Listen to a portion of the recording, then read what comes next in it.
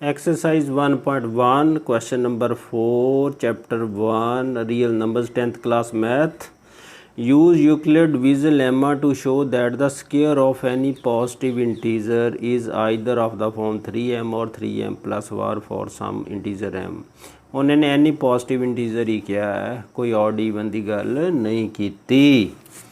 तो कैसे करेंगे? Let a be any positive integer by Euclid division algorithm. लिख लो a is equal to b q plus are.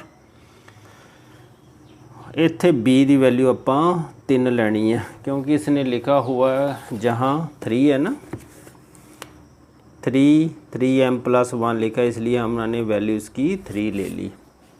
तो जो डिवाइज़र है वो कितना मान के चले हम 3. अब 3 से आप डिवाइड करोगे, मान लो हम 3 ले लेते हैं पहले डिविडेंड, तो रिमाइंडर आ गया 0. अगर 4 लेंगे तो 1 आएगा, 5 लेंगे तो 2 आएगा, फिर 6 आ गया तो फिर 0 आ जाएगा. इसका मतलब जो रिमाइंडर रहा वो कितना आएगा? 0 1 और 2. 0 1 2 फिर 0 चल पड़ता है आगे संख्या से. इसका मतलब जो इसका रिमाइंडर है वो किस में वेरी करता है? 0 भी हो सकता है, 1 2 3. लो पहले putting r is equal to 0. r को 0 पुट करते हैं 1 में तो 1 इसके बराबर आ गया 3 क्यू. अगर r 1 put r is equal to 1 in 1 तो a आ गया a 3 क्यू प्लस 1. अगर r equal to 2 in 1 put करते हैं तो ये बन गया a is equal to 3 q plus 2. मैं थोड़ा डिटेल्ड वे से बता रहा हूँ, आपको अच्छी तरह समझ लग जाए.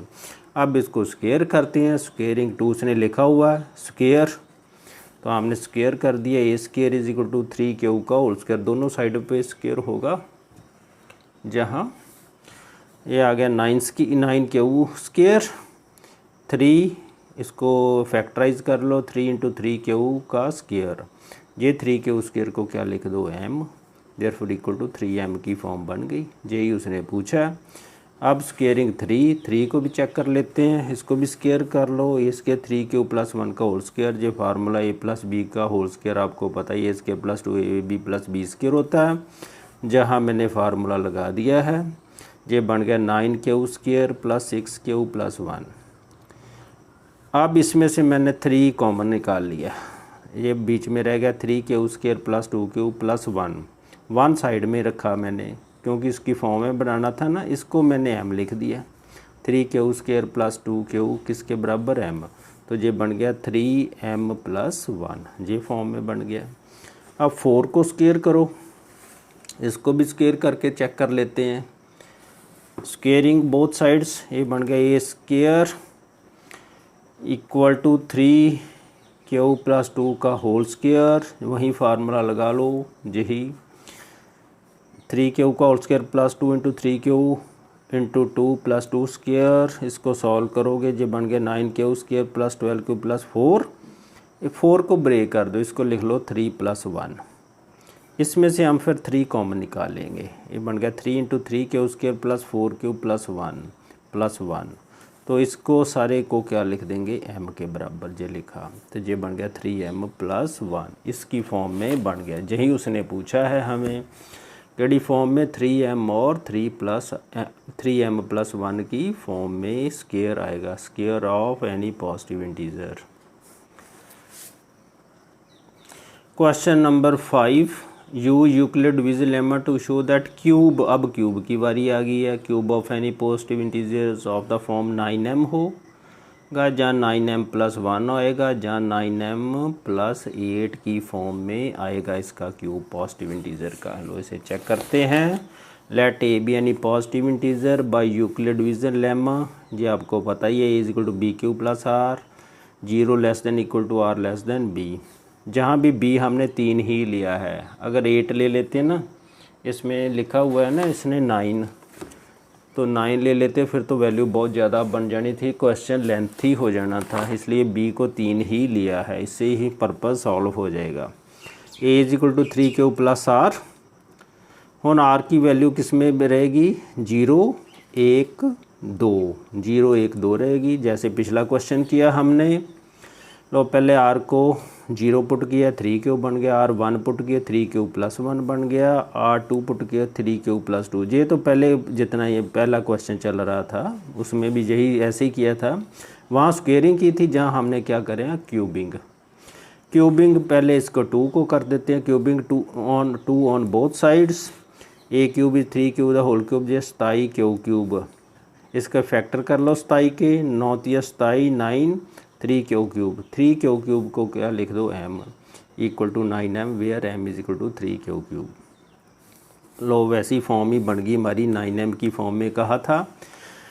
लो दूसरा, अब स्क्वायर इसको क्यूब इसको कर दो, क्यूबिंग 3 ऑन बोथ साइड्स।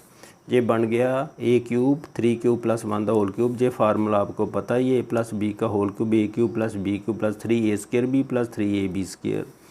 वैसे ही मैंने जहाँ फार्मूला लगा दिया है, ये आपको पता है। ये बन गया 27 cube plus 1 plus 27 Q square plus 9 Q. अब हम क्या करते हैं, इन जो संख्या प्लस 1 मैंने पीछे कर दिया, ये क्यू वालियाँ इकट्ठियाँ कर दी हैं। अब इसमें मैंने 9 कॉमन निकला तो 9 कॉमन निकाल दिया, ये बच गया 3 cube plus 3 q square plus Q plus 1। इसको हमने m लिख देना, सारे को क्या लिख दिया m। ये बन गया 9m plus 1 where m is equal to 3 cube plus 3 q square plus Q.